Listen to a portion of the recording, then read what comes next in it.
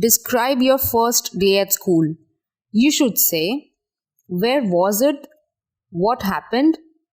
Explain how you felt on that day. Well, school memories are the most cherished experiences of almost everybody's life.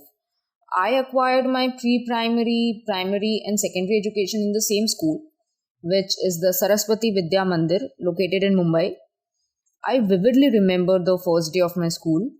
It was initially a disastrous experience for me and my parents, which now feels hilarious after growing up. So the story goes like this. I was miserable when I was told, cut. I was miserable when I was told that I'll be going to school. My mother tried every trick in her bag to convince me otherwise, but I wouldn't budge and instead created a big scene in my house, running here and there. Frustratingly, my father came up with an idea.